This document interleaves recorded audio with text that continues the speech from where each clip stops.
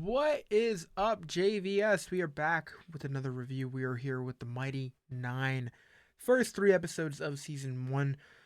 So, fun little drop. Of course, I'm really excited to hear what you guys have to say. I mean, this has been something I know a lot of people have been waiting for. Me personally, I was excited for it, but I mean, I know nothing about it. That's just kind of where I'm at. I went into Legend of Vox Machina super blind when it came out.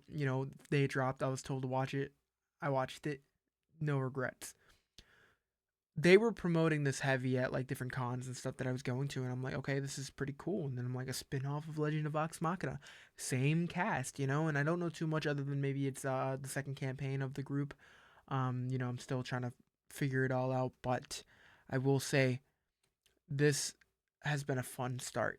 I don't know if it's been as heavy as of a hit as The Legend of Vox Machina's first three episodes were, but it's still really fun. It's unique, and I'm excited for more. Carries the same vibe that show does, but at the same time, it's different.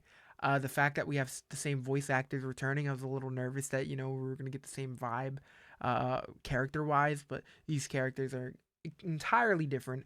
The way that they kind of all meet up is extremely different as well. We went into Legend of Vox Machina where all of these characters already had a past. They knew each other. It was a little different. Whereas here, this is the first time all of them are bumping in to each other. They've done it slowly within these first three episodes, which has been cool to see the process of it. Which I feel like that's part of the reason why it's a little more slow, because of the fact that we have to go through the process of introducing characters to each other.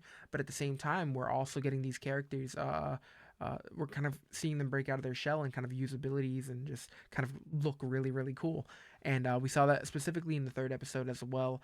Even though we saw it prior with like the monk, for an example, really loving her character as well. I'm like all over the place with names. I just want to put that out there before we kind of continue, because I know people are gonna be like, hey, what the hell are you doing?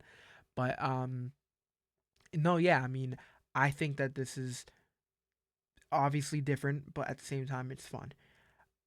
So far, I'm really enjoying the dynamic between Jester and Ford. Ford has been a character that I've been kind of like locked in on. I've been excited to see more of. I mean, realistically, he still has stuff to mourn, still has some stuff to deal with, and we see that with him kind of like pretending to be someone he's kind of not.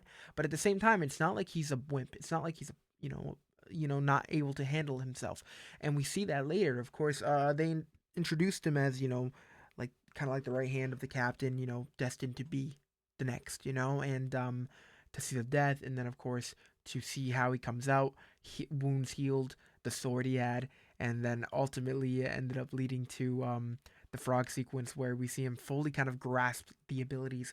Earlier, we see him kind of put his hands up and try to avoid using abilities, but it just kind of happened.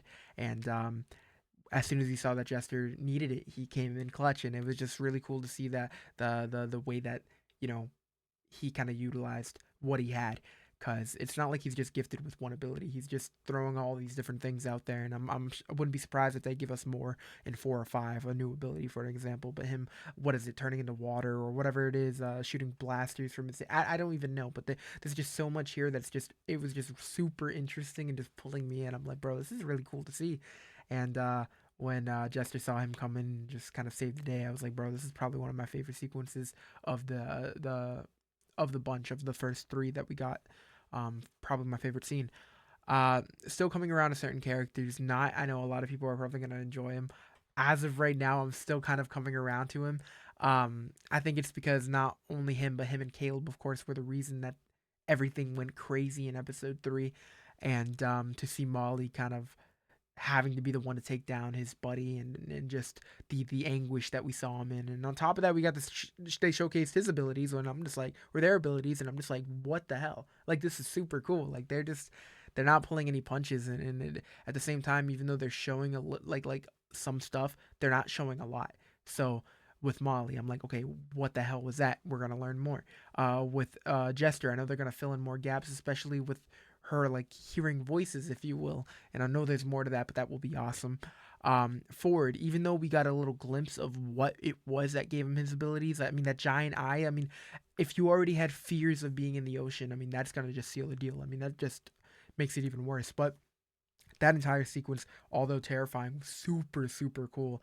Um, and then again, yeah, I mean, just not. I mean, no, he's a little goblin, but I'm sure there's a little more there. I mean, the monk, for an example, badass, badass so far, and we still don't even know too much about their character either. We just know that they got hands, and the fact that they were able to handle themselves against one of the three or one, I forget what they're called, but just that entire sequence was super super dope. And then of course last we have Caleb, who I am interested in seeing more of. There's so much kind of like there's such a past there, and like he's not a terrible person. He's just making kind of bad decisions, and just to hear like, oh yeah, my power was stripped from me from someone, and it's just like I haven't killed them yet. Like he's on a war path, and I just know like the more that not kind of helps him out, the crazier things are gonna be. And although I love that duo, I don't trust either of them right now, and like I think that's why I'm a little nervous because it's like I don't want to fall in love with the friendship for them to just be able to be like, hey, like he got something that he got something that you might want. Give me some money, we're good. And I know not gave up the wanted poster, but I still don't entirely trust him. So there's just a lot going on in this show, and that's just character wise. Not even talking about the story with the whole like battles between the two different kingdoms and them going after that whatever the device was. I don't even know, man. But like there's just so much going on. No one's safe. I'm nervous, but at the same time, like just the blood, just everything that we're getting in this show just reminds me of Legend of Vox Machina. And I know that's kind of what they were going for. They were like, hey, like we're gonna give you this show. It's obviously not gonna be a direct tie-in. It's gonna be clear that it's in the same universe. There might be mentions, but it's clearly its own thing right now. So although it's like in that universe. I don't expect to see any crossovers or any of that stuff. But at the end of the day, I'm just, I'm loving that the vibe is very, very similar, and that's kind of what I'm getting really, really excited about. Because again, I mean, just to see get cartoons that have that blood, to have that language, it's just something that I love. Something that I feel like we grew up and then we got even more cool stuff. Such as Invincible and then The Legend of Vox Machina and hopefully Mighty Nine can be part of that list. So I'm completely locked in to see what they do next. I don't know where it's gonna lead. Again, I don't know who they're gonna be focusing on in the next few episodes. I'm pretty sure we're getting episodes weekly instead of how they did it with Legend of Vox Machina. These episodes, I'm pretty sure, are longer as well, so it's a little different. So it's a little bit of a pain to edit all three of these, but I'm gonna try my best and do what I can. Can't promise that we're gonna be on time every episode, but we're gonna try our best to do what we can. But I just want to say thank you guys for tuning in. Of course, we're going to be dropping reviews. We're going to try our best to drop reviews over here weekly. On top of that, reactions on my channel over on Bizzy Braun. We're going to be trying to drop some, TikToks as well over on, TikTok, YouTube, Shorts, Instagram Reels. So stay tuned. We got some content coming out. But big thank you to all of you guys. You guys have been fantastic. And I look forward to talking more of the Mighty Nine with you guys. So make sure you guys are in the comment section talking to us. And we'll see you soon. Be well, stay safe, subscribe. Peace out.